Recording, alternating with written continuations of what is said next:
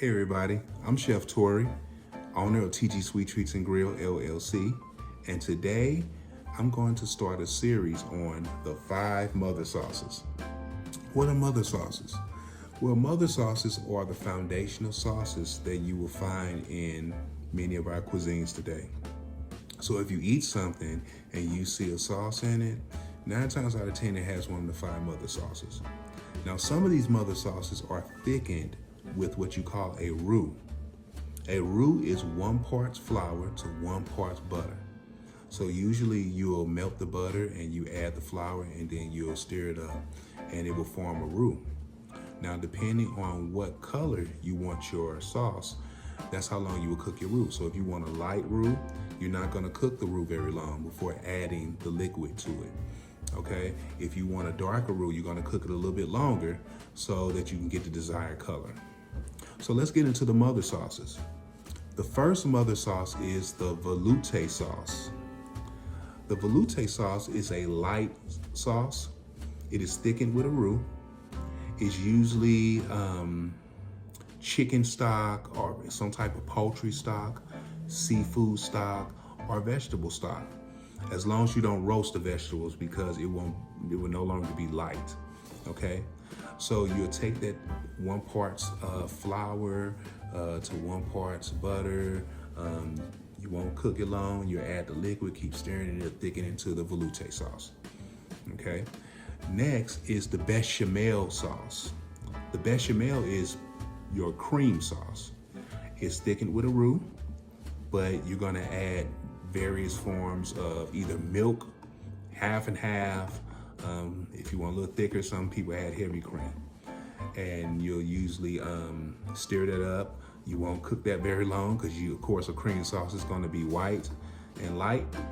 And this is where you would get most of our macaroni and cheese, our fettuccine alfredos, different pastas and things like that, our cream sauce.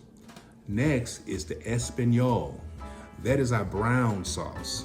Usually comes from beef, veal, or different other types of various meats. You even have some unique sauces like pork stock. You know, you can use pork stock. That'll usually be an espagnole sauce.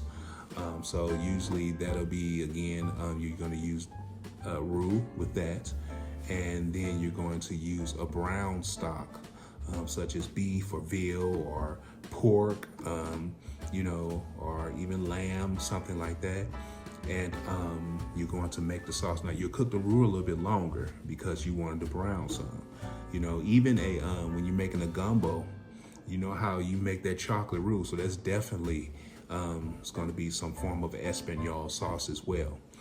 And that's how you get your gravies and things like that. That's usually the brown sauce, espagnole. Okay, next is the tomato sauce.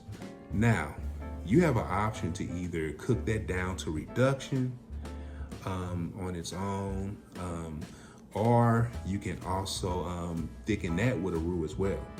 Now, I know some people never heard of that, but yes, you can thicken a tomato sauce with a roux. It adds a more rich flavor, and it tastes much better with a roux, in my opinion. So usually your tomato sauces, of course, that's a given in spaghetti. Even sometimes it can fuse with the espagnole sauce. Sometimes, the espagnole has some form of tomato in there. So sometimes those can fuse. But also, your spaghetti, lasagnas, and things like that, your basic tomato sauces. And last but not least is the hollandaise sauce. The hollandaise is different. The hollandaise is egg yolk and butter going through a emulsification process where it mixes and emulsifies, and it forms this mayonnaise type texture. And usually you use that with eggs Benedict and things like that, breakfast items, or if you want to get more fancy, you can add some, I believe, some herbs and some shallots, and then you will form a béarnaise sauce. And you can put that on steaks and other different types of meats. But today, we're going to begin by making the velouté sauce. And I'll be right back.